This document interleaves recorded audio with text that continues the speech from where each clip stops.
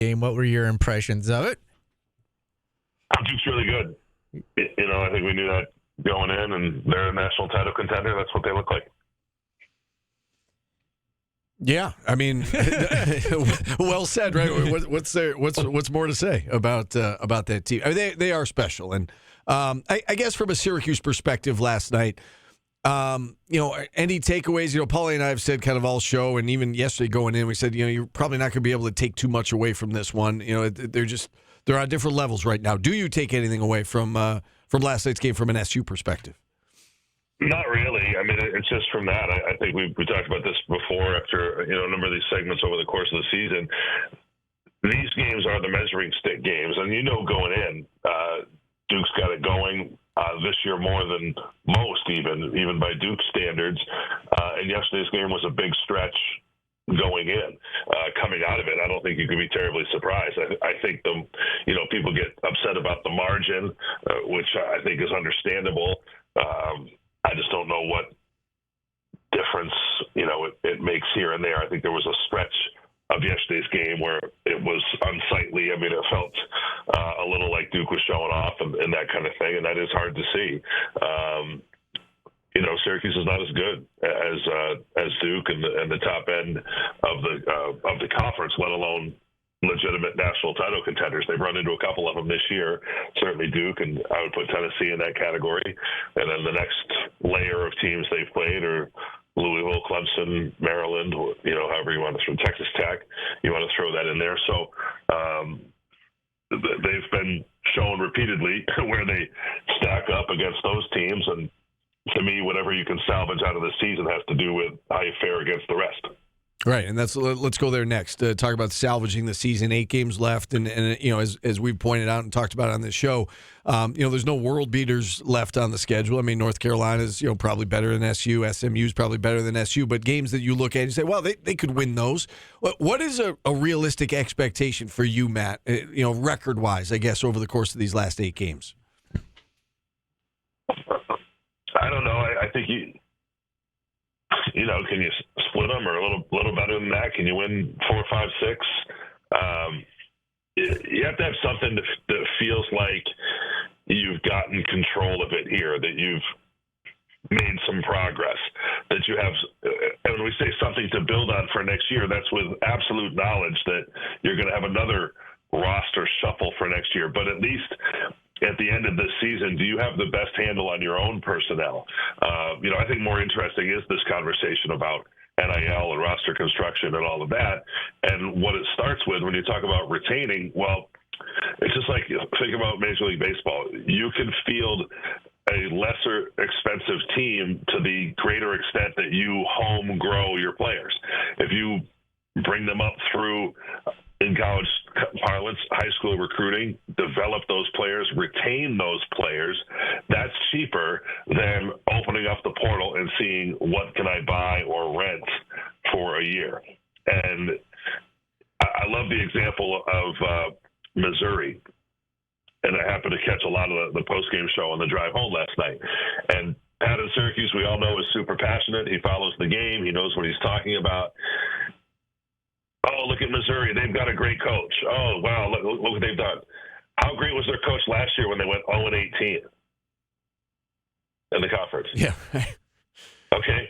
Then the previous year they won 11 conference games in that coach's first year, taking over from another coach that they fired. Right. So it just fluctuates. The NIL, the transfer portal, it is a crapshoot by definition.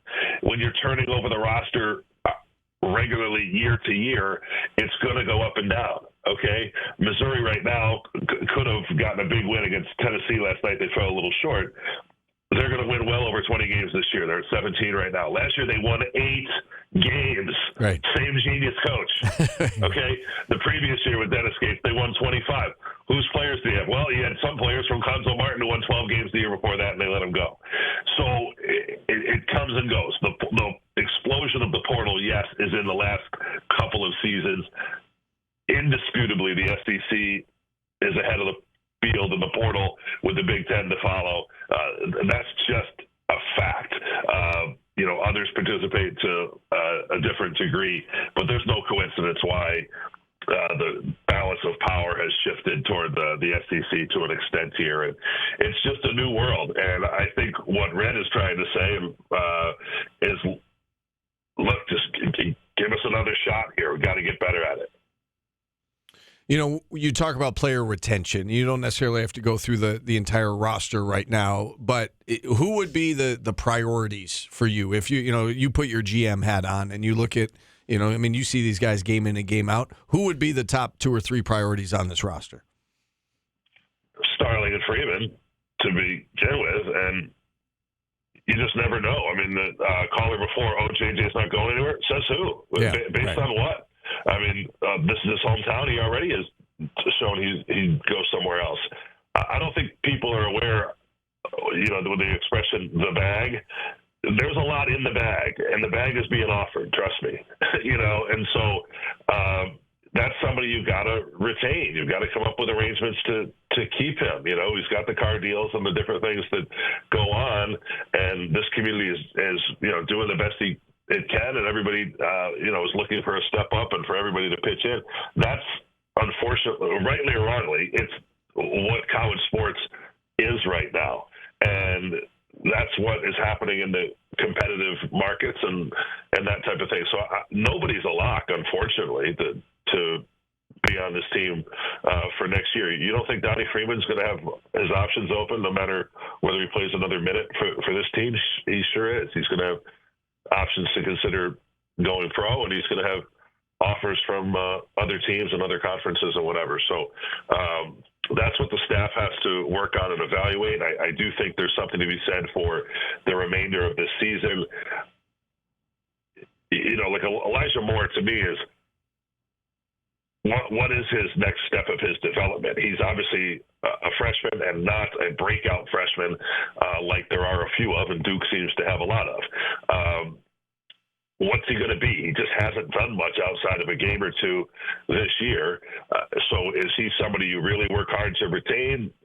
Does he look at options, and what are his options? Because all of that is what the equation is between the head coach and the general manager to evaluate. The hard part, I think, is this whole notion, well, the season's over, there's nothing to play for. That's nonsense. There's plenty to play for the individuals and people involved. Do you forego, the last couple of weeks of, are people who are in their last year of eligibility, like the Lucas Taylors, the Jair Davises of the world, those people that are more veteran. I think it's a tough job to sit them or to wean them out so that you can give Elijah Moore a few more minutes so you see what he has or he feels better about himself. So that's the tough balance. I think this is not easy for the staff. Yeah. Well, I guess that's kind of where I was going was, aside from JJ and Donnie, who would be next in line, in your opinion, in terms of making sure that they stay? Or is that guy not necessarily on the roster right now? Well, I think the answer to that has to do with what is your perceived fit with the others. The part we should broadcast is the talk that Coach Saddle and I have when we walk from the dome to our cars after the game. Right. We should put that on Q Sports Talk and have it a subscription-based kind of thing. Because one of the things we were talking about last night is, okay, 4 freshmen, great. Highly touted class, great. They're probably not as impactful as this Duke class because very few are. There's just not a lot of freshmen that are out there kicking the door down and being dynamic. So it's understood by everyone you're going to have to augment with older players from the portal. Well, who wants to come and play there in that environment? Who fits? Who wants to come knowing right, wrong, or indifferent the attention that Kai and Anthony is going to get?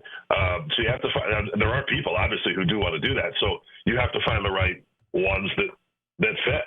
And that's what they're doing, So, and it isn't going to be through a lack of know-how or effort. These coaches aren't idiots. That part pains me to see on the social media, some of the language towards the coach and all that. Given how he wants to be here, he loves these people, he loves this community, he raised his family here. I understand why it's not, but the old man in me is wishing there was a little kinder. Treatment of the head coach, but I understand the passion of the fans, and everybody wants it to be better. All right, Matt. More tonight, right, over at Carrabba's? Yes. I guess we'll maybe more on the Donnie Freeman situation. Sounds like it. All right, Matt, thanks for coming on. Voice of the Orange, Matt Park. You can catch him tonight on the Adrian Autry Show. Hey, Syracuse, hold that news until Matt Park gets to break it on the air. Yeah. All right? Let me know. Will you text me? Do him a favor. Throw us a biscuit. All right. We will throw a cookie. I don't know, give us a nugget. I tell you what, I'm going to try to get it by 6:22. I'll tell you that. On News Channel 9, we'll see if we're able to do it.